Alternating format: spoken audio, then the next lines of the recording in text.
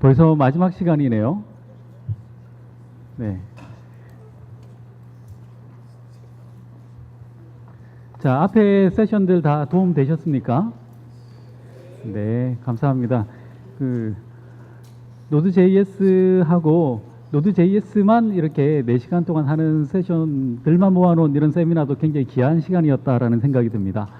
자, 이제 마지막 시간 시작할 텐데요. 이 마지막 시간에 발표해 주실 분은 마이크로소프트에서 가장 잘생긴 분이십니다. 네, 바로 접니다. 네, 도와주십시오. 네. 네, 제가 원래 마이크로소프트에 입사하기 전에 마이크로소프트 MVP였어요. MVP 때 제 종목이 뭐였냐면 ASP.NET이었습니다. 그래서 원래는 웹 개발하는데 전부 다 마이크로소프트 기술만 썼는데 예전에 창업을 했을 때는 PHP로 했었습니다. 남들은 이제 말아먹었다라고 얘기를 하고 저는 살짝 접었다라고 얘기하는 그런 케이스가 있었는데 그때는 또 PHP로 했고요. 노드.js 같은 경우는 이번에 세미나를 준비하면서 처음으로 봤습니다. 그래서 제가 노드.js 자체에 대한 어떤 깊이보다는 이걸 어떻게 하면 클라우드로 잘 확산해서 좀 더 쉽게 사용할 수 있을까라는 생각을 해봤습니다. 노드.js를 사용하실 때 어떤 툴을 많이 사용을 하십니까? 되게 보면 VI, 나노, 노트패드, 에디트 플러스 여러 가지 툴들을 얘기하죠. 또 심지어는 또 이클립스도 많이 얘기하고, 예, 저는 오늘 비주얼 스튜디오 PPL을 위해서 나왔습니다. 네, 역시 도와주십시오. 근데 써보면 생각보다 괜찮아요, 비주얼 스튜디오가. 그래서 비주얼 스튜디오에서 노드.js 코딩을 해보면 예전에 여러분들이 C샵이나 아니면 비주얼 C++ 같은 걸 비주얼 스튜디오에서 사용을 했을 때 굉장히 편한 점이 그거였죠. 점 찍으면 막 쏟아져 나오죠. 그렇죠. 그걸 인텔리센스라고 부르는 그 기능을 그대로 도움을 받을 수가 있습니다. 근데 아직까지 노드.js를 지원하는 플러그인 자체가 1.0 버전이 아니에요. 아직까지 완성 버전은 아닙니다. 근데 지금 나온 버전만 하더라도 써보면 이 정도면 쓸만하네 라는 생각이 드실 겁니다. 그래서 오늘 주제는 비주얼 스튜디오로 개발을 해서 클라우드 서비스에 배포해서 직접 이게 어떻게 서비스가 되는지까지 보는 것까지 한번 해보도록 하겠습니다. 그래서 마이크로소프트에서 배포하는 툴의 이름은 NTVS입니다. 이게 뭐냐면 Node.js Tools for Visual Studio라는 이름으로 지금 배포가 되고 있고요. 항상 이런 키워드가 중요하죠. 개발자에 필요한 모든 지식은 구글이 찾아줍니다. 그죠? 저는 가끔 빙도 쓰긴 합니다. 구글이 다 찾아주는데 전문가냐 아니냐의 차이는 뭐냐면 구글의 사각형 창에 내가 어떤 단어를 입력할 수 있느냐 없느냐에 따라서 내가 전문가냐 아니냐가 판단되죠. 대부분의 코드는 전부 다 스택 오버플로우에 있습니다. 그렇죠. 그래서 지난번에 스택 오버플로우 장애가 한번 나니까 전체 개발자들이 개발 능력에 장애가 생겼죠. 그래서 일단 키워드는 NTVS로 검색을 하면 바로 코드를 찾을 수가 있습니다. 그 위치가 어디냐면 이런 페이지가 나오는데 주소가 코드플렉스라고 아세요? 네, 코드플렉스라고 역시 오픈소스를 배포하는 사이트가 있습니다. 그래서 이 NTVS 자체도 오픈소스로 제공이 되고 있습니다. 그래서 라이센스나 이런 거 없이 그냥 다운받아서 설치해서 바로 사용을 하실 수가 있고요. 이걸 사용하기 위해서는 스텝 바이 스텝으로 알려드려야 됩니다. 그렇죠? 항상 이 세미나들의 어떤 치명적인 문제가 있죠. 화면에서는 분명히 다 되는데 집에 가서 하면 안 되죠. 이게 모든 세미나의 문제라고 생각을 합니다. 그래서 친절하게 링크까지 이렇게 걸어줬습니다. 나중에 이 발표 자료랑 이런 것들을 다 공유해 드릴 겁니다. 그래서 지금 사진을 찍으셔도 좋고요. 나중에 발표 자료에서 이 링크를 눌러보시면 다 다운로드가 되게끔 그렇게 할 겁니다. 물론 이제 가장 기본적인 기능은 노드.js입니다. 그래서 먼저 사용하기 위해서 노드.js를 설치를 해 주셔야 됩니다. 근데 항상 어떤 기술들이나 노드.js 자체도 마찬가지고 이 노드.js를 지원하는 NTVS 자체도 아직 베타 버전입니다. 그래서 베타 버전일 때는 최대한 한글 버전의 OS를 피하는 게 정신건강이 이롭습니다. 그래서 저는 이 작업을 위해서 OS도 영문판으로 깔고 비주얼 스튜디오도 영문판으로 깔아서 작업을 했습니다. 간혹 가다가 엔코딩이 안 맞으면 코딩까지 다 되는데 실행이 안 되는 경우가 생겨요. 그렇죠. F5번을 누르는 순간 멘붕이 일어나는 그런 경우가 생깁니다. 그래서 웬만하면 영문판으로 개발자들은 테스트를 하는 게 좋습니다. 그렇죠. 그리고 변수명 같은 거 정할 때도 한글로 변수명 하는 사람들이 있더라고요. 놀랍게도. 그래서 그런 거 안 했으면 좋겠습니다. 그렇죠.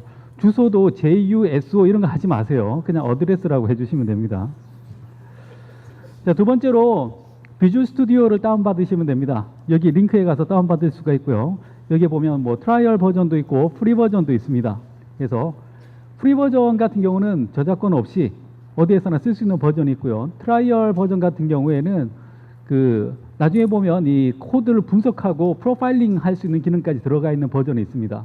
그런 것들은 상용 버전이 있는데 그런 것들은 트라이얼로 테스트를 해보실 수가 있을 겁니다. 자, 마지막으로 이 NTVS를 다운로드해서 설치를 하면 됩니다. 근데 막 설치하고 세팅하고 이런 차이가 있는 게 아니에요. 그냥 눌러서 이렇게 설치 화면이 뜨죠. 그럼 거기에 대해서 긍정적으로만 대답을 하시면 설치가 다 끝납니다. 무조건 예, 그럼요, 그러면요 이러면은 설치가 끝납니다.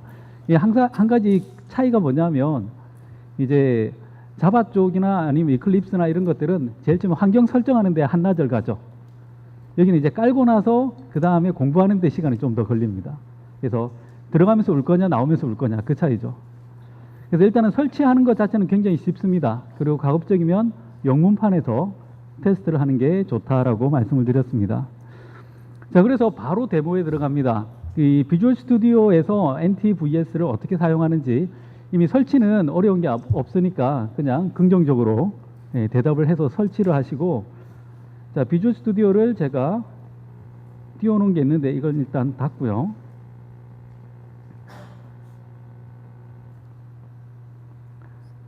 자, 그 다음에 데모 환경에서 자, 저는 윈도우즈 8.1을 사용하고 있습니다. 네, 도와주시고요. 네, 여기 보면 비주얼 스튜디오가 이렇게 나와 있죠.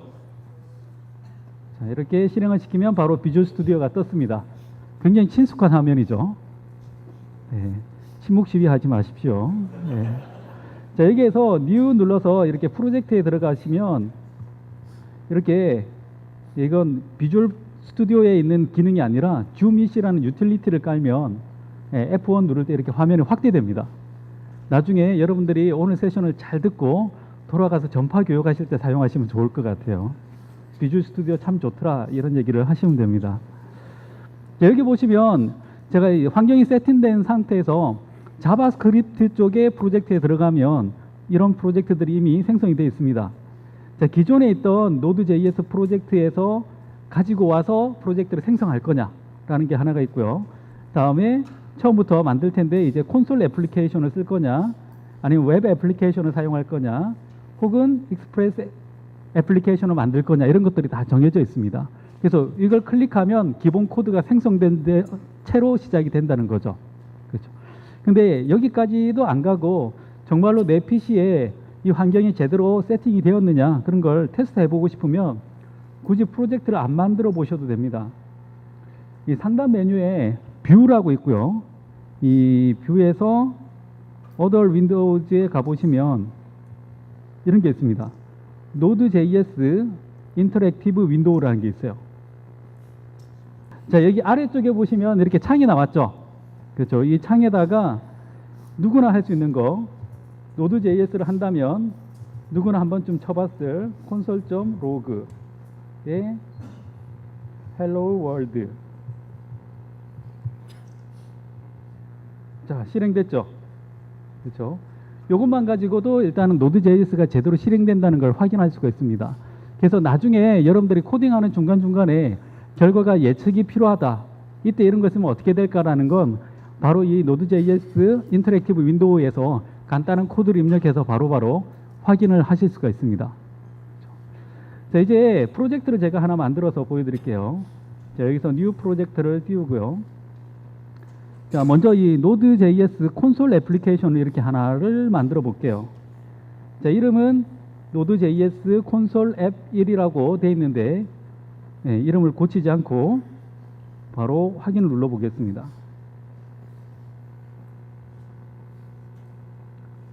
자, 굉장히 심플한 코드가 나왔어요. 그렇죠? 자, 그 다음에 여기 솔루션을 열어보면 지금 현재 이 구조가 바로바로 이렇게 예쁘게 나와 있습니다. 자, 이 정도만 해도 전체 프로젝트 구조가 보이고 쓰기 굉장히 좋은 구조가 나왔다라는 것만으로도 고무적이죠. 전 고무적입니다. 자, 플레이를 해보면 방금 순식간에 실행되고 들어간 걸 보실 수가 있었습니다. 그래서 굉장히 반응 속도가 좋은 툴이라는 걸 알 수가 있죠. 자, 그런데 여러분들이 이제 뭐 다른 툴들을 써봐서 알겠지만 이제 이 Node.js의 가장 특징이자 그리고 가장 좋은 점 중에 하나가 기존에 있는 거 말고 계속해서 모듈을 추가해서 뭔가를 만들 수 있다는 게 가장 큰 장점이죠. 그렇죠? 그래서 이 모듈을 어떻게 사용을 할 것인가라는 걸 보여드릴게요. 이 프로젝트 메뉴에 가보시면 이렇게 npm이라는 항목이 있죠. 그래서 이걸 이걸 열어봤더니 지금 보면 기본 모듈만 있다라고 나와 있습니다. 그래서 여기에서 마우스 오른쪽 버튼 눌러봤더니 npm 모듈을 관리해 주겠다라고 나왔죠. 그러면은 관리를 해야 됩니다. 제일 처음에 한번 뜰 때가 시간이 좀 걸려요. 얘가 또 시간 걸린다니까 빨리 뜨네요. 자, 여기에서 만약에 내가 추가할 프로젝트가 모듈이 있다라고 하면 익스프레스라고 치고 여기 모듈이 떴죠. 그냥 더블 클릭하면 바로 아래쪽에 이렇게 모듈이 설치되기 시작합니다. 자, 웹에서 바로 레포지토리에 가서 다운받기 시작하죠.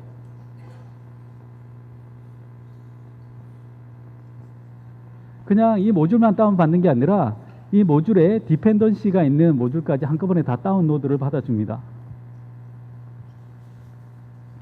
자, 아래쪽에서 지금 계속 다운받는데 제가 여기에서 제공하는 무선 인터넷을 사용하지 않습니다. 제 핸드폰으로 하고 있어요. 조금 느린 건 이해를 해주시기 바랍니다. 집에 가서 해보면 굉장히 빠르실 거예요.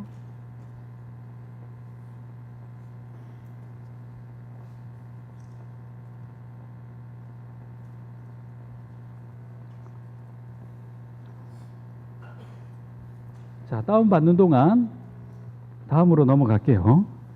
자, 그 다음에 또 보여드릴 데모가 뭐가 있냐면 이제 인텔리센스 기능이랑 모듈을 어떻게 사용하는지 제가 보여드리겠습니다.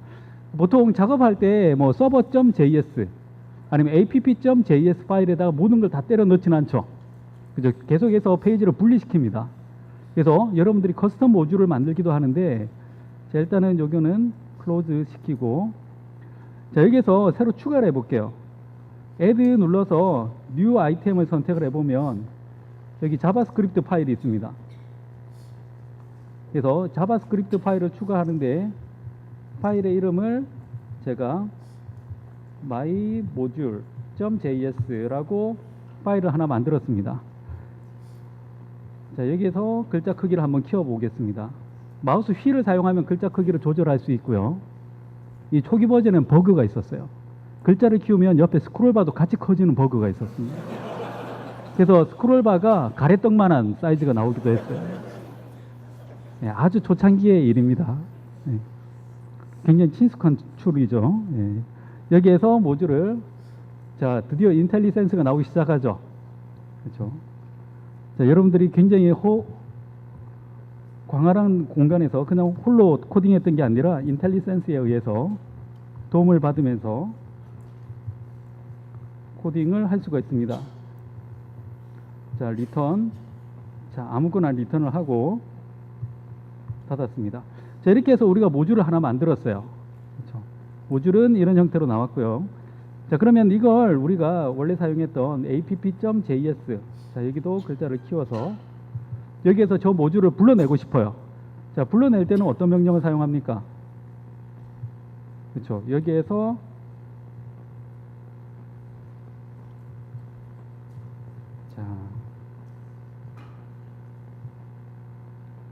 자, 계속 제가 오타를 내고 있습니다. 자, 제가 점 슬래시 쳤더니 방금 제가 추가했던 모듈이 이렇게 나왔죠. 죄송하게도 너무 작게 나오네요. 시력 측정하는 것처럼 나왔는데 저기 보면 myModule.js라고 나온 겁니다. 그래서 여러분들이 추가한 모듈들도 바로바로 인식해서 인텔리센스에서 도움을 받을 수가 있다는 거죠. 자, 그러면 제가 여기다가 슬래시 myModule.js 하고 닫고 점 찍으면 그 다음 동작을 바로바로 이렇게 입력을 할 수 있게끔 나온다는 겁니다. 그래서 이 부분이 한 10번 중에 한 2번은 안 나올 수도 있어요.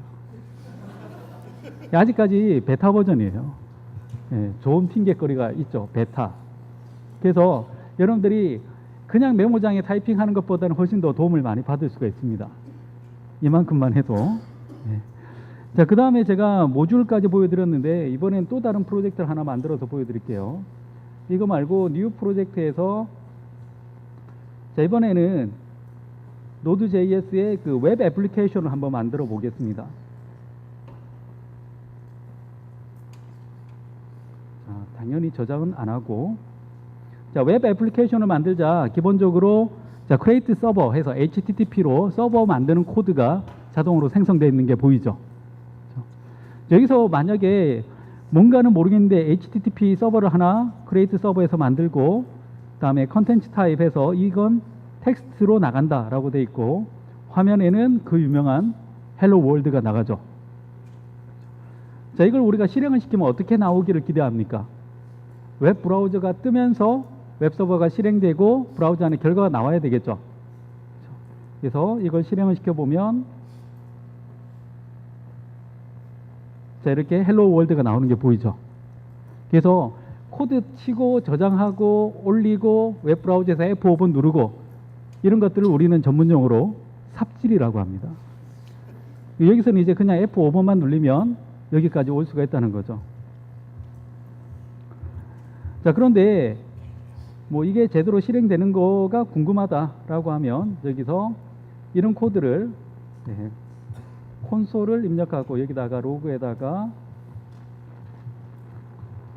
유저 커넥티드라고 이렇게 입력을 하고 뭔가 있어 보이게 뒤에 OK를 붙여서 마무리를 했습니다. 자, 이제 다시 F5번 눌러서 실행시켜 보면 자, 화면에 나왔고 유저 커넥티드 나왔죠. 이 상태에서 제가 F5번을 누를 때마다 계속해서 동작이 되는 걸 확인할 수가 있습니다. 굉장히 편한 환경이죠. 그렇죠? 자, 여기에서 이 Node.js의 가장 큰 문제점이 뭐 일단은 디버깅 그리고 오류가 나면 어디에서 잡을까 이런 것들이 굉장히 고민스러워요. 죽긴 죽었는데 어디에서 죽었는지 알 수가 없죠. 뭔가 시간을 많이 소비하긴 소비하는데 도대체 누가 시간을 많이 소비하는지가 알 수가 없는 거예요. 그래서 두 가지 방법이 있습니다. 그 일반적인 개발에서 가장 많이 사용하는 게 이거죠. 브레이크 포인트, 스텝 바이 스텝. 자, 여기서 실행을 시켜보면 실행되면서 바로 여기 브레이크 포인트가 걸리죠. 그냥 여기서 걸리는 게 아니라 이 객체에 마우스를 대보면 이 객체의 주요 속성이나 변수에 있는 내용까지 일일이 다 까볼 수 있습니다. 이거 열어본다라는 걸로는 이 느낌이 안 오죠. 필충만 하려면 까본다라고 해야 됩니다. 그걸 실시간으로 이렇게 다 까볼 수가 있다는 거죠. 자, 이런 느낌으로 이제 한 스텝씩 바로바로 실행을 해볼 수가 있습니다. 그래서 여기에서 이제 다음 스텝 이렇게 넘길 수가 있습니다. 근데 이게 간단한 오류나 이런 것들은 이렇게 잡을 수가 있어요. 근데 막 미친 듯이 돌아가고 있어요. 그럼 이런 오류를 잡아내기가 상당히 힘들잖아요. 그래서 그럴 때 쓰는 게 뭘까요? 프로파일러죠. 예, 범죄 수사할 때도 왜 프로파일러들 나오잖아요. 그런 것처럼 여기 상단에 보면 아마 한글판에는 분석이라고 되어 있을 겁니다. 그렇죠? 이 영문판에 한글로 넘어오면서 그나마 번역이 잘 된 케이스가 이 분석이에요. 그렇죠? 가끔 윈도우 카피 볼 때마다 굉장히 놀랍습니다. 그렇죠? 놀라운 사용자 경험이 뭘까요, 도대체? 네, 그런 것처럼 여기 분석을 선택을 하면 자, 런치 Node.js 프로파일링이라고 되어 있죠. 프로파일링이라고 되어 있죠. 저걸 제가 한번 실행을 시켜 볼게요. 자, 방금 제가 만든 이 프로젝트를 바로 분석을 해보겠다 라고 나와 있고요. 다른 거 할 필요 없이 그냥 여기서 바로 스타트 버튼만 누르시면 됩니다. 자, 묻지도 따지지도 않고 바로 스타트를 누르면 바로 이렇게 사이트가 나왔죠. 이 상태에서 제가 F5번을 계속 눌러 볼게요. 자, 충분히 테스트를 했다고 치고, 프로젝트를 종료하면 뭔가 분석을 하는 듯 하다가 바로 이렇게 결과가 나옵니다. 방금 제가 실행한 것 정도로는 CPU에 아무런 영향을 미치지 않고 있다라는 걸 알 수가 있어요. 뭔가 그래프가 나오기를 기대했지만 생각보다 성능이 너무 좋았던 거죠. 근데 이걸 보여드리자고 여러분들한테 보여드린 게 아니라 이 밑에 보면 핫패스라는 게 있고요. 다음에 여기서 각각의 모듈들이나 이런 것들을 바로바로 열어서 어디에서 문제가 생기는지를 확인할 수가 있습니다.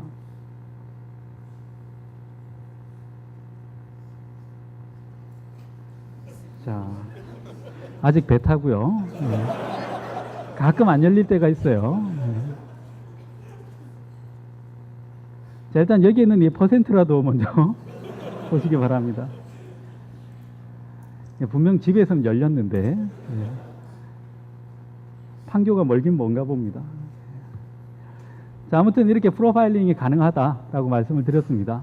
그래서 여러분들이 뭔가 복잡한 걸 만들었을 때는 올리기 전에 로컬에서 이렇게 충분히 테스트를 해보실 수가 있습니다. 그리고 이 툴은 앞으로도 점점 더 좋아질 겁니다. 지금 제가 이렇게 꺼리기가 사실 좀 창피한 부분들이 있어요. 하지만 그럼에도 불구하고 꺼냈던 건 이제 마이크로소프트가 클라우드 서비스나 툴에 Node.js를 충분히 통합해서 운영할 의지를 가지고 있고, 아까도 제가 말씀드렸다시피 굉장히 유명한 사람들이 Node.js를 가지고 직접 화면에서 코딩을 하고 동영상을 만들고 막 이상한 멘트를 날리기 시작하죠. 그렇죠. 제일 처음에 저는 이 툴을 만났을 때 믿지 못했어요. 하지만 제 인생은 바뀌었죠. 이런 멘트를 막 날리기 시작하죠. 그래서 앞으로 계속 좋아질 거다. 그리고 여러분들은 믿고 사용하셔도 좋을 거다라는 생각을 가지고 있습니다. 자, 그래서 제가 방금 보여드린 게 이런 것들입니다. 콘솔에서 헬로 월드, 웹에서 헬로 월드, 다음에 인텔리센스, 모듈, 디버깅, 다음에 프로파일링까지 보여드렸고요. 자, 여기까지는 그냥 툴에 관련된 내용들이에요. 근데 여러분들이 이제 뭘 하든 간에 이제는 클라우드가 선택이 아닌 필수죠. 그렇죠. 예전에는 뭔가 할 때 서버를 갖다 놨어요. 그리고 사용자가 많을 때마다 서버의 깡통 개수가 늘어났죠. 또 다르게 보면 제가 예전에 모 업체에서 일할 때 개발 서버 한 대 얻으려면 서류를 썼어야만 됐어요. 그래서 인프라팀에 개발 서버 대여건 해가지고 이렇게 문서를 써서 제출하면 거기서는 검토한 뒤에 서버를 한 대씩 만들어 줍니다. 굉장히 불편한 상황이었죠. 그리고 인프라팀은 그게 하나의 권력이었어요. 근데 지금은 법인 카드 하나 받아가지고 긁으면 서버가 하나씩 생기는 시장이 됐죠. 그리고 사용자가 폭주할 때만 서버를 쫙 늘렸다가 사용자가 줄어들면 다 빼면 되죠. 그래서 요즘 보면 스타트업뿐만 아니라 기존에 있던 기업들도 이런 탄력적인 트래픽이나 탄력적인 서비스를 위해서 이제는 클라우드가 하나의 필수 요소다라고 말씀을 드릴 수밖에 없습니다. 그래서 이 마이크로소프트에도 클라우드 서비스를 제공하고 있는데 꽤 됐어요. 유독 한국에서만 특정 업체가 굉장히 많이 쓰이고 있는 그런 경향이 있어요. 그렇죠. 사이트가 있죠. 거기서 많이 사용하고 있는데 윈도우즈 애저를 이 마이크로소프트 애저를 사용하시는 것들도 굉장히 좋을 겁니다. 원래 이름이 윈도우즈 애저였어요. 근데 최근에 이름이 윈도우가 빠졌습니다. 그래서 이제는 마이크로소프트 애저라고 불러주시면 되고요. 그냥 애저라고 읽어주셔도 돼요. 급한 사람들은 누구는 아주리라고 읽어주시는 분들도 있는데 아주리 아니고요. 애저라고 읽어주시면 됩니다. 자, 이 애저 안에서 제공되고 있는 것들이 굉장히 많이 있는데 지금 화면에 뭔가 새까맣게 나오고 있죠. 이게 애저 데이터 센터가 있는 곳의 위치와 그리고 애저와 관련되어서 서포트를 받을 수 있는 업체들의 위치입니다. 그래서 우리나라 같은 경우에는 가장 가까운 데가 어디냐면 일본에 있어요. 일본 동부 지역에 배포를 하면 굉장히 빠르게 지원받을 수 있습니다. 일본하고 우리나라 사이에는 부산 앞바다에 해적 광케이블이 있죠. 그래서 그쪽으로 올리면 가장 빠른 지원을 받을 수가 있고요. 일본 서부 지역도 있는데 물어보니까 서부 지역은 망이 별로 안 좋아서 결국 동부 지역을 거쳐서 온답니다. 그래서 일본 동부 지역으로 패키지를 나중에 배포하시면 굉장히 빠른 응답 속도를 받을 수가 있을 겁니다. 그리고 그 한국 돈으로 결제가 지금 가능합니다. 그래서 여러분들이 법인카드만 있으면 결제해서 바로 사용을 하실 수 있고, 그리고 쉬는 시간에 밖에서 그 한 달짜리 무료 이용권 등록하는 거 등록하셨습니까? 네. 감사합니다. 집에 가셔서 등록해 보시면 됩니다. 그럼 한 달짜리 무료 이용권을 받으실 수가 있습니다. 이 애저 데이터 센터는 이런 식으로 컨테이너가 되어 있어요. 막 이렇게 서버실이 있는 게 아니라 컨테이너를 지게차가 와서 갖다 놓습니다. 그리고 용량이 부족하면 또 컨테이너를 또 갖다 놔요. 이게 데이터 센터입니다. 이게 미식 축구장 10개의 사이즈가 있습니다. 그래서 그런 부분들이 이제 미국에서는 벌써 데이터 센터 2개가 거의 용량이 거의 풀로 가서 몇 개씩 더 짓고 있습니다. 그리고 2개를 더 오픈했었고요. 자, 여기서 어떤 것들을 할 수 있을까요? 최근에 여러분들이 이제 웹에서 가장 많이 하는 작업들이 기본적으로 웹 통신 굉장히 많이 하죠. 두 번째로 이런 모바일 폰, 모바일 게임, 그다음에 모바일 앱 이런 데 데이터를 공급하는 작업들을 하고요. 그 다음에 PC와 관련되어 있는 애플리케이션을 돌리는 작업들도 하고, 최근에는 뭐 IoT 디바이스들, 뭐 라즈베리 파이, 그다음에 또 아두이노 이런 디바이스나 아니면 전용 디바이스를 붙이는 작업도 해야 됩니다. 여기에 들어가는 게 기본적으로 이 웹사이트를 지원하기 위한 기술로 애저 웹사이트라는 게 있습니다. 이 이름만 봐서는 도저히 감이 안 오죠. 지금 무슨 블로그 같기도 하고, 웹사이트가 아니라 이걸 냉정하게 얘기하면 웹 애플리케이션 서버라고 보는 게 맞습니다. 이 웹사이트 안에서는 노드.js가 실행이 가능합니다. 그리고 PHP도 돌아가고요. ASP.NET도 다 실행이 가능합니다. 그러니까 웹을 실행하기 위한 전용 엔진이다라고 보시면 되고요. 두 번째로는 이 버추얼 머신을 사용을 하실 수가 있습니다. 이 가장 많이 사용하는 게 아마 이 버추얼 머신일 거라고 생각을 하는데요. 그 다른 업체, 다른 벤더 같은 경우도 버추얼 머신에서 시작을 했어요. 그래서 이 안에서 여러분들이 서버를 이렇게 하나씩 만들어 가지고 거기다가 환경 만들고 이렇게 사용을 하실 수가 있습니다.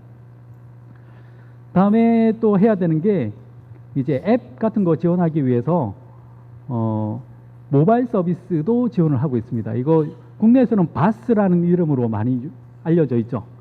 그렇죠? 그래서 이 백엔드 서비스를 하기 위해서는 모바일 상에서 인증, 그다음에 푸시 노티피케이션, 그다음에 데이터 추가, 입력, 수정, 삭제 이런 것들을 지원하는 서비스가 있고요. 그다음에 파스 모델로 클라우드 서비스가 있습니다. 이 나중에 제가 다시 한번 설명을 해드리겠지만, 이 버추얼 머신이 제공되는 건 인프라만 제공해 주는 거고요. 파스는 이 클라우드 서비스는 정말로 클라우드가 지원하는 기능들을 풀로 다 쓸 수 있는 거다라고만 일단 여기서는 설명을 하고 넘어가겠습니다. 다음에 데이터를 저장할 수 있는 스토리지가 따로 제공이 됩니다. 자, 글자가 작죠? 그렇죠? 지금 이 타이밍에 적절치 않은 것 같아서 넘어가겠습니다. 이걸 하나하나 제가 읽는 순간 여러분들은 자연스럽게 내 팔을 알파파로 떨어뜨리면서 손에 있는 스마트폰으로 고개가 내려갈 겁니다. 그래서 이건 그냥 넘어가고요. 제가 노드.js를 이렇게 보면서 굉장히 그 고무적이었던 게 뭐였냐면 이런 부분이 있어요. 여러분들이 해야 되는 일들이 생각보다도 굉장히 많습니다. 회사가 작으면 작을수록 개인적인 기회도 커지죠. 대신 업무도 커집니다. 그래서 혼자서 북치고 장구치고 다 해야 되죠. 그래서 노드.js로 웹사이트도 만들 수가 있습니다. 그리고 노드.js로 소켓 통신을 할 수가 있어요. 이 소켓이 왜 중요하냐라면 이제 실시간으로 뭔가 응답을 받거나 할 때 소켓 통신 필요하죠. 그다음에 또 요즘에 뭐 사물 인터넷 이런 것들 굉장히 유명하잖아요. 그런 것들을 할 때 그냥 외부로만 통신하면 일방적으로 받는 것만 되죠. 반대로 여기에서 저쪽을 뭔가 제어하거나 할 때는 반드시 소켓 통신이 필요한 거예요. 그래서 그런 부분까지 케어를 하려면 역시 소켓 통신이 필요하다라는 겁니다. 근데 노드.js를 사용하면 소켓도 제어할 수도 있고 웹도 제어할 수 있기 때문에 이거 하나 가지고 굉장히 제어가 가능하다. 다음에 또 애저 모바일 서비스 안에서도 그 안드로이드, 아이폰, 뭐 윈도우즈까지 다 제어가 가능합니다. 근데 여기서도 역시 코딩이 자바스크립트입니다. 다시 말해서 이 사이에 공통분모는 바로 자바스크립트라는 거죠. 그래서 제가 이제 다른 업체들을 이렇게 방문해서 뭐 이런 거 써보시죠, 저런 거 써보시죠, 이런 거 어때요? 라고 물어보면 이미 팀이 파편화가 많이 돼 있어요. 그래서 이 팀을 하나로 뭉쳐서 노하우가 좀 더 발전되고 이런 것들로 가려면 서버 사이드든 클라이언트 사이드든 뭔가 좀 기술이 통합되고 하나로 좀 커버되는 그런 맛이 있어야 되는데 너무 파편화가 많이 되어 있는 거예요. 그래서 이런 것들을 최대한 모을 수 있는 기술이 바로 Node.js지 않을까라는 생각에서 굉장히 고무적이었습니다. 물론 이제 이 Node.js 자체에 대해서 호불호가 굉장히 많이 갈려요. 이거 못 믿겠다. 혹은 써보니까 불편하더라. 잘 죽더라. 뭐 여러 가지 얘기들이 있지만 그럼에도 불구하고 앞으로 굉장히 발전 가능성은 높은 기술이다라고 보고 있습니다. 자, 이 모바일 서비스가 있는데 이 부분은 일단 빠르게 넘겼습니다. 혹시나 시간이 부족하면 제가 보여드리려고 넣었고요. 자세한 내용은 나중에 이쪽 페이지에 가보시면 이 URL 두 개가 있어요. 그 지난 멜팅팟 세미나에서 이 모바일 서비스를 한번 소개를 해드렸습니다. 자바스크립트 가지고 세팅만 하면 아이폰, 안드로이드, 윈도우즈 폰까지 다 커버할 수 있고 HTML5 웹사이트까지 다 지원할 수 있는 모바일 서비스가 준비되어 있는 게 있습니다. 그래서 그건 나중에 이 유튜브 두 개를 보시면 어떻게 하는 거다라는 걸 아실 수 있을 것 같고요. 오늘은 Node.js 얘기로 좀 더 집중해서 설명을 해드리겠습니다. 이 부분은 넘어가고요. 저희 클라우드 서비스 상에서 Node.js를 실행할 수 있는 방법은 두 가지가 있습니다. 첫 번째는 버추얼 머신에서 실행하는 방법입니다. 그래서 버추얼 머신에다가 Node.js 환경을 만들고 거기서 실행을 하는 방법이 있고요. 두 번째 방법은 웹사이트를 이용하는 방법입니다. 웹사이트를 열고 웹사이트에다가 Node.js 프로젝트를 퍼블리싱해서 그 안에서 돌릴 수가 있는 거죠. 근데 제가 왜 이렇게 두 가지로 나눠서 설명을 하느냐면 그냥 여러분들이 일반적인 사례, 뭐 그냥 앱을 위한 뭐 프로그래밍 아니면 웹을 위한 프로그래밍, 일반적인 웹 통신 같은 경우는 여기 Node.js 안에 있는 에즈에서 제공하는 이 웹사이트만 가지고도 충분히 커버가 가능합니다. 근데 특이한 케이스, 소켓을 사용해야 된다라고 하면 소켓 같은 경우는 이 웹사이트에서 지원이 되지 않습니다. 웹사이트에서 지원하는 건 뭐만 지원되냐면 그 웹소켓 있죠. 소켓 IO를 이용한 웹소켓만 지원합니다. 그래서 소켓을 내가 만약 사용해야 되겠다라고 하면 이 버추얼 머신을 사용을 해야 됩니다. 그래서 약간의 차이가 있다라고 말씀을 드렸고요. 그래서 이 애저 버추얼 머신 같은 경우는 기본적으로 이 인프라를 제공해 주는 형태입니다. 그래서 뭐가 지원이 되냐면 이 버추얼 머신에다가 여러분들이 윈도우즈 애저 안에서 윈도우즈 서버를 사용을 하실 수도 있고요. 그다음에 리눅스를 사용을 하는 것도 가능합니다. 난 리눅스가 너무 좋아 라고 하시는 분들은 그대로 CentOS나 아니면 수세 혹은 우분투 리눅스를 바로 사용을 하셔서 돌릴 수도 있습니다. 그렇다고 해서 버추얼 머신 딱 있고 여기다가 여러분들이 원격지에서 막 리눅스를 깔아주는 게 아니라 이미 다 깔린 상태로 나옵니다. 그래서 세팅만 해서 사용을 하면 됩니다. 자, 요 뒤에가 그 다음에 여기에 스토리지를 붙여서 사용할 수 있는 시나리오가 있는데 이렇게 말로 하면 잘 몰라요. 그래서 직접 한번 만들어 보도록 하겠습니다. 자, 버추얼 머신을 만들기 위해서는 먼저 웹사이트로 들어가 볼게요.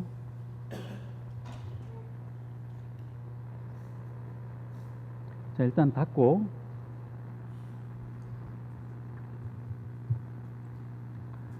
자, 사이트가 어디냐면 azure-microsoft.com으로 들어가시면 바로 애저 포탈 쪽에 들어가실 수가 있고요. 자, 이렇게 접속이 됐습니다.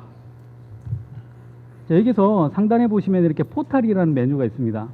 그래서 이 포털로 들어가시면 바로 이 전체 클라우드 환경을 세팅할 수 있는 환경이 나옵니다. 일단은 제 계정으로 로그인을 하고 있고요.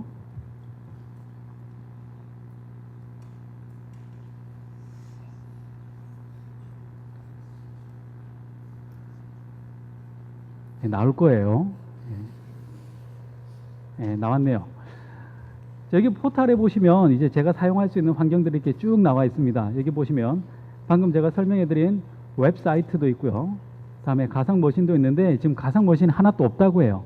그래서 가상 머신을 제가 하나 만들어 보겠습니다. 자, 가상 머신을 만들 때는 여기 보면 그냥 아무 생각 없이 빨리 만드는 방법이 있지만 여기 갤러리가 있어요. 그래서 갤러리에 보시면 그냥 선택만 하면 해당되는 OS로 사용할 수 있게끔 이미 이미지가 다 준비되어 있습니다. 그래서 여기에서 저는 윈도우를 제일 먼저 할 것 같지만 예상을 깨고 우분투 서버를 한번 만들어 보겠습니다. 자, 여기 우분투 서버가 있죠. 그렇죠? 이걸 눌러서 실행을 시켜보면 이 가상 컴퓨터에 이름을 정해라라고 되어 있고요. 이 이름은 나중에 접속할 때 하나의 주소가 됩니다. 그래서 VM0001 이라고 이름을 정했습니다. 자, 그 다음에 얼마나 좋은 서버를 선택하느냐에 따라 가격이 올라갑니다. 그래서 어차피 테스트니까 제일 싼 걸로 선택을 했고요. 그 다음에 접속할 때 사용자 이름을 기본적으로 Azure 유저다라고 세팅이 되어 있고, 다음에 암호를 입력을 해 보겠습니다. 암호는 말하지 않겠습니다.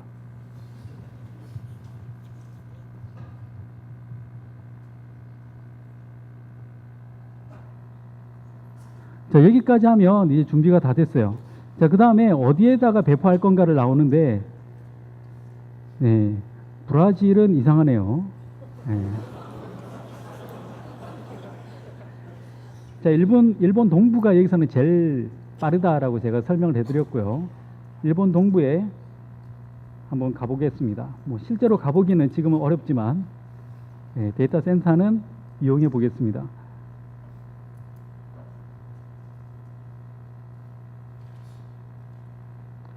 자, 누가 벌써 VM0001이라는 이름을 썼어요. 사람들 생각은 다 똑같죠. 그래서 그냥 노드 01 없네요. 이 상태에서 실행을 시켜보면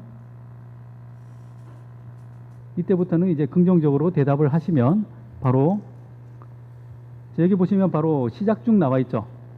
그렇죠? 이러면 바로 일본 쪽의 데이터 센터에 우분투 버전의 가상 머신이 하나 생긴 겁니다. 그렇죠? 그리고 시간이 지나면 바로 떠요. 이게 한 5분 정도 걸릴 때도 있고 복잡할 때는 한 10분 그 사이만 기다리시면 바로 이게 생성이 됩니다.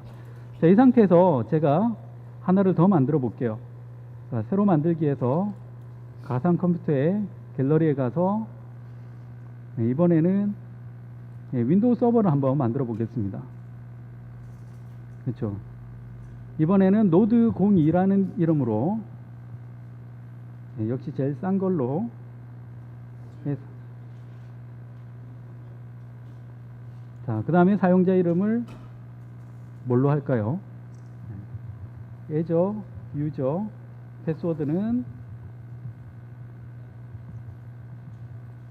아무튼 말을 뻔했네요. 자, 이렇게 해서 역시 일본 동부 지역으로 배포를 하겠습니다. 여기 보면 끝점이라고 나와 있는 게 있죠. 그렇죠. 이걸 아마 영문판으로 들어가신 분들은 엔드 포인트라고 되어 있습니다. 그렇죠. 예전에 저희 단넷 제일 처음 출시할 때 동시 통역을 썼더니 단넷이라고 되어 있는 부분을 전부 다 점넷으로 번역을 해서 굉장히 당황스러웠던 기억이 나는데 이거는 끝점입니다. 여기에서 다음 누르면 노드 02가 이미 있다네요. 그러면 001로 있네요. 자, 5기입니다. 0001 괜찮습니다. 여기서 다음 책. 자, 이렇게 하면 이제 가상 머신을 두 개를 만들었습니다. 그렇죠? VM0001하고 노드 02하고 이렇게 일관성 없이 이름을 두 개를 지었습니다. 자, 여기에 좀 뜨고 있는 동안 제가 설명을 해드릴게요. 자, 이걸 사용하실 때 우분투에서 만약 사용하시고 싶다라고 하면 이걸 그냥 그대로 치시면 됩니다. 이 내용을 보시면 제일 먼저 기본적인 뭐 GitHub나 이런 환경 만들고 그 다음에 소스 코드를 받아서 그 다음에 컴피그 돌리고 메이크해서 바로 설치를 하는 그런 코드가 있습니다. 여러분들이 아마 구글에서 그냥 우분투 노드.js 설치 치면 제일 먼저 나오는 블로그에서 제가 카피해 온 겁니다. 두 번째로 윈도우즈 쪽은 조금 더 심플합니다. 그냥 웹사이트에서 install node.js 해서 node.js 파일 다운받아서 설치를 하시고 그 다음에 기본적으로 윈도우는 방화벽이 싸져 있죠. 그렇죠? 방화벽에서 외부하고 통신할 수 있게 열어줘야 됩니다. 그래서 여는 작업을 해주셔야 되고 그 다음에 OS에서는 방화벽을 열었는데 클라우드에서 막고 있을 수도 있어요. 그때는 엔드 포인트를 잡아서 열어주셔야 됩니다. 그러니까 윈도우에서는 두 가지 작업을 해주셔야 돼요. 엔드 포인트 열어주고 방화벽 열어주고 이 두 가지 작업을 해주셔야 사용을 하실 수가 있습니다. 자, 다시 돌아가서 자, 이게 윈도우였죠. VM0001 그렇죠? 자, 여기에서 제가 이 대시보드에 들어가면 지금 현재 상태가 이렇게 나와요. 아무런 상태가 없죠. 사용을 안 했으니까.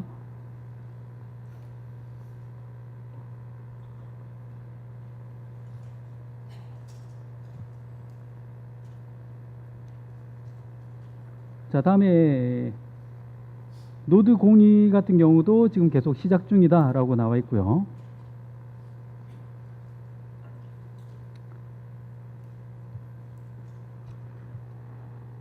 자, 여기 보시면은 그 기본적으로 가상 머신을 만드는 작업 자체는 시간이 좀 걸립니다. 근데 이거 말고 뒤에 제가 웹사이트 만드는 거는 훨씬 더 빨리 끝나니까 일단 그쪽을 좀 먼저 설명을 해드릴까 합니다. 가상 머신은 말 그대로 인프라를 제공하는 거죠. 그냥 여기 로컬에 쓰고 있던 서버를 그냥 클라우드에 올려다가 쓰는 거예요. 그래서 엄밀하게 얘기하면 이걸 클라우드라고 얘기는 잘 안 합니다. 다르게 얘기하면 이걸 클라우드 호스팅이라고만 얘기를 하는 케이스도 있어요. 그렇게 얘기 안 하면 승질 내는 사람들도 있습니다. 그래서 이걸 어떻게 봐야 되냐면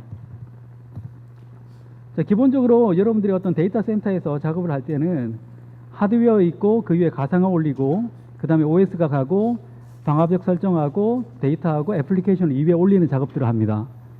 근데 클라우드 상에서 가상 머신을 이용하게 되면 가상화가 되어 있는 상태에서 이제 OS 이상의 단계를 사용할 수 있는 상태가 되는 거죠. 근데 클라우드를 사용한다는 얘기는 뭐냐면 OS까지 이미 제공이 되고 있는 상태입니다. 그래서 그 윗단을 사용한다는 의미가 되고요. 그 웹사이트라고 이름 붙은 이 녀석은 뭐냐면 아까 제가 웹 애플리케이션 서버를 제공한다라고 했죠. 그래서 애플리케이션을 돌릴 수 있는 환경하고 데이터만 제공이 되는 겁니다. 그래서 차이가 있어요. 그래서 이쪽이 제일 가볍습니다. 그리고 사용해 보시면 그 몇 가지 특징들이 있어요. 여러분들이 어떤 밤에 자고 있는데 갑자기 사람들이 폭주했어요. 그럴 경우에는 자다가 일어나야 되죠. 안 일어나도 되는 방법들이 여기서 제공이 됩니다. 그냥 어느 정도 이상의 노드가 걸리면 자동으로 가상 머신을 늘렸다가 또 그 노드가 안 걸리면 자동으로 그걸 줄였다가 하는 것들을 여기서 설정만으로도 해결을 할 수가 있습니다. 자, 아직도 일본 동부에서는 작업 중이네요. 자, 여기 보시면 자, 이 노드 02번 같은 경우에는 여기 연결이라는 게 있어요. 아래쪽에 보시면 이걸 이용을 해서 한번 연결을 해 볼게요.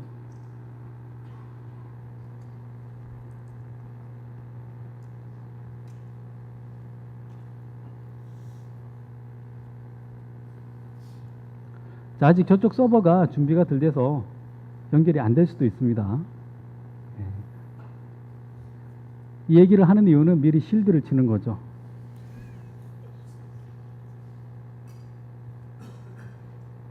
네, 좀 더 이따가 접속을 해보도록 하겠습니다. 자, 이제 웹사이트를 만드는 걸 제가 보여드릴게요. 자, 기본적으로 이 웹사이트를 여기에서 먼저 하나를 제가 삭제를 하고요.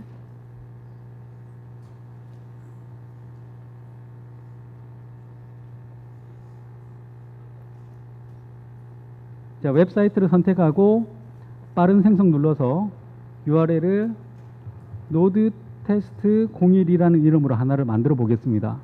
자, 이렇게 놀랍게도 이미 사용 중이랍니다. 그렇죠? 그래서 노드 설마 이렇게는 사용을 했네요. 01. 네. 노드 01이라는 이름으로 만들었고요. 다음에 이번에도 역시 일본 동부가 왠지 마음에 안 드는데 동부로 다시 한번 만들어 보겠습니다. 자, 이건 뭐냐면 기본적으로 웹사이트를 실행할 수 있는 애플리케이션 서버가 만들어지는 과정인데 굉장히 빠릅니다. 자, 벌써 완성이 됐어요. 그래서 가상 머신보다 훨씬 더 가볍고 그리고 비용도 더 저렴합니다. 자, 제가 만든 이 사이트 이름이 뭐라고 되어 있습니까? 노드 01이라고 되어 있죠. 여기에다가 제가 간단한 애플리케이션을 만들어서 바로 배포를 해보도록 하겠습니다. 자, 다시 비주얼 스튜디오를 불러내고요. 여기에서 새로운 프로젝트를 만드는데 아까 제가 말씀을 안 드린 부분이 이 아래쪽에 보시면 클라우드용 프로젝트가 3개가 있습니다. 노드.js용이 2개가 있는데요. 여기 보시면 노드.js하고 익스프레스용이 있습니다. 이건 기본적으로 익스프레스가 세팅된 상태에서 나온다는 거죠. 자, 이걸 선택을 하고 OK를 누르면 자, 이건 오류 메시지가 아닙니다. 창 타이틀이 빨간색이 아니죠. 이건 뭐냐 하면 기본 패키지에서 사용하고 있는 그 모듈들을 다운받겠다는 얘기입니다. 그래서 여기 npm 쪽에 가보시면 이런 것들이 지금 없다라고 나오죠. missing이라고 나와 있는데 이게 시간이 지나면서 알아서 다운받아서 이렇게 세팅이 되는 겁니다. 자, 뭔지 모르겠는데 이것도 실행을 시키면 뭔가 나올 것 같아요.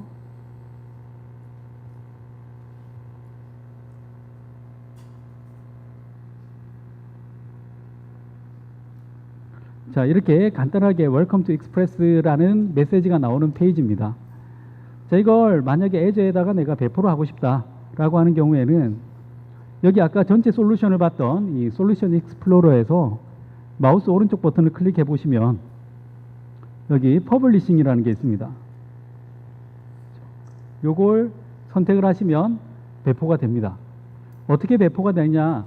제가 애저 쪽에 웹사이트를 만들 때 제 아이디로 로그인했죠. 그럼 여기서 제가 아이디를 한번 치면 그걸 자동으로 찾아서 연결을 하는 과정을 합니다. 여기에서 제가 마우스 오른쪽 버튼 눌러서 퍼블리싱 하면 여기 애저 웹사이트가 있죠. 자, 이미 저는 제 아이디로 로그인돼 있고요. 여기 보면 돌면서 제가 만든 웹사이트가 바로 이렇게 올라옵니다. 여기에서 OK를 누르면 이미 어디에 배포하고 접속할 아이디, 패스워드가 이미 다 세팅이 되어 있는 상태입니다. 이 상태에서 바로 아래쪽에 이 퍼블리시가 있죠. 이걸 클릭하면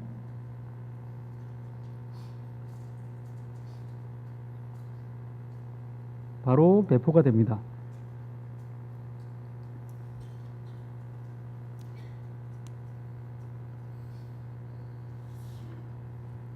자, 뭔가 이렇게 아래쪽에 콘솔에서 뭔가 막 올라갈 때 개발자들이 희열을 느끼죠. 그렇죠? 뭔가 이렇게 계속 업로드가 되고 있고요. 이게 배포가 끝나면 자동으로 웹 브라우저를 이렇게 띄워서 실행 결과를 확인할 수가 있습니다. 벌써 실행 결과가 나왔죠. 여기 주소가 어디입니까? 방금 제가 만든 노드 01 뭐 애저 웹사이트 어쩌고저쩌고 아까 제가 테스트로 만든 그 웹사이트 있죠. 그쪽에 가서 바로 실행을 한 겁니다.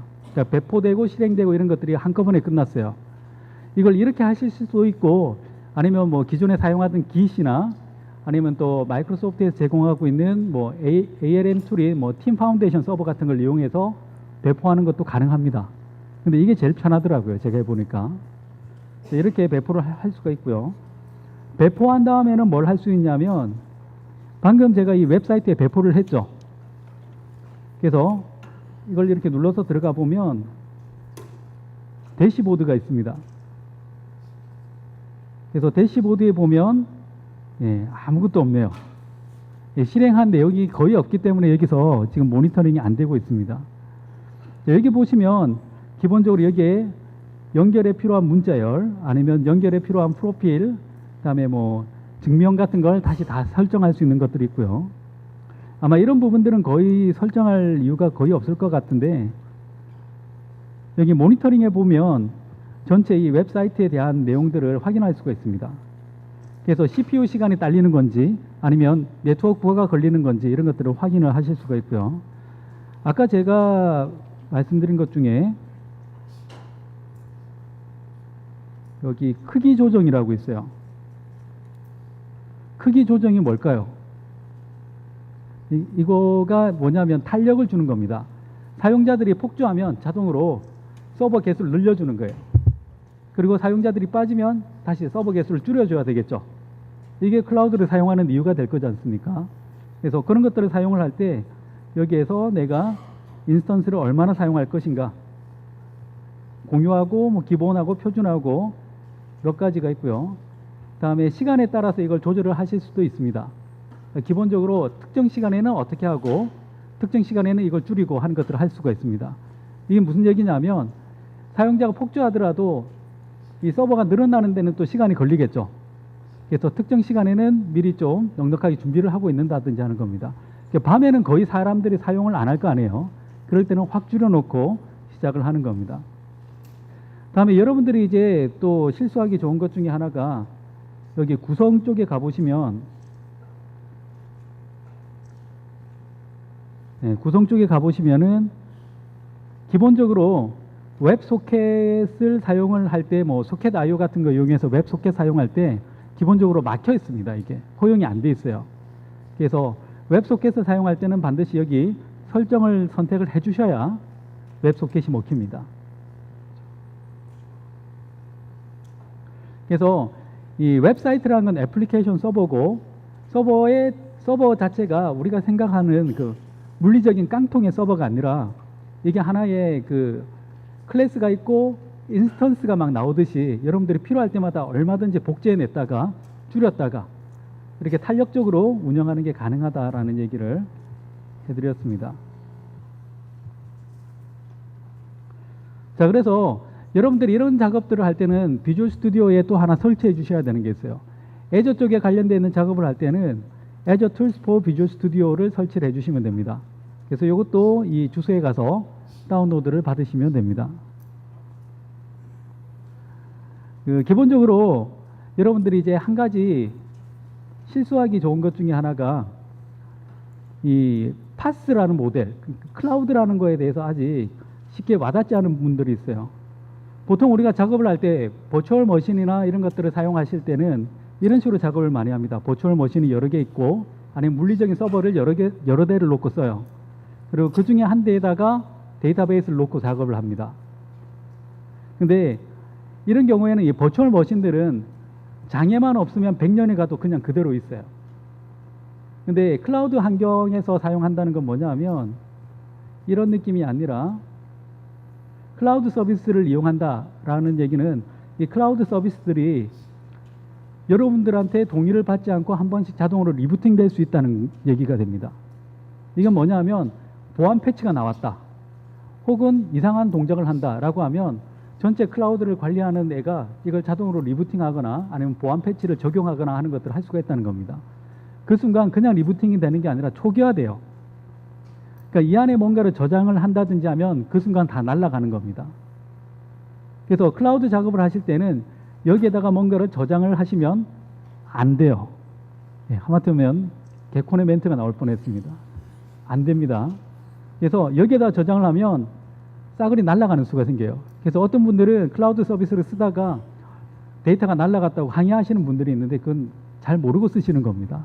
그래서 여기에다 저장을 하는 게 아니라 그 별도로 지원되는 데다가 사용을 하셔야 돼요. 자, 이게 뭘까요?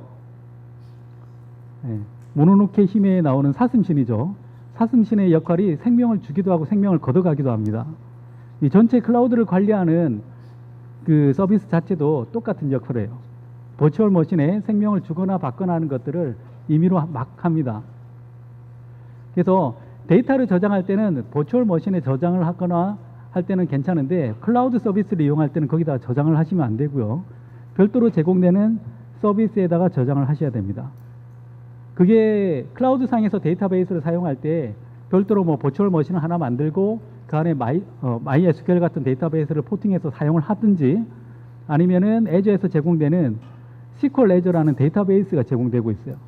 거기에 연결을 하셔서 사용을 하시든지 아니면 테이블이나 블랍이나 아니면 그 망고DB 같은 걸 사용을 해서 거기에다가 저장을 하는 것도 하나의 방법이다라고 보시면 됩니다. 그래서 앞으로 여러분들이 이제 어떤 클라우드 타입으로 다시 설계를 하겠다라고 하면 클라우드 안에다가 뭔가를 저장하는 것보다는 별도의 스토리지에다가 저장을 한다라고 보시면 될 겁니다. 그 애저 쪽에서 뭔가 저장을 할 때 사용할 수 있도록 모듈 중에 애저라는 모듈이 있습니다. 그래서 npm 중에 애저를 다운받아서 설치하면 애저에서 제공하는 모듈들을 바로 저장을 하거나 하는 것들이 가능합니다. 그래서 시간이 많이 돼서 이거는 제가 예제로 못 보여드리고 제가 다음에 기회가 되면 동영상으로나 아니면 다른 방법으로 제가 방법을 보여드리도록 하겠습니다. 자, 제가 이 가상 머신 두 가지를 못 보여드렸는데 아마 세팅하는 게 그렇게 어렵지는 않을 거예요. 그래서 여러분들이 하시던 대로 하시고 그 윈도우즈 서버 같은 경우에는 반드시 엔드포인트 그것만 잡아주시면 아마 통신이 자연스럽게 될 것 같습니다. 예, 중간에 인터넷 연결이 안 돼서 대단히 죄송합니다. 아무튼 마지막 세션 잘 들어주셔서 감사합니다.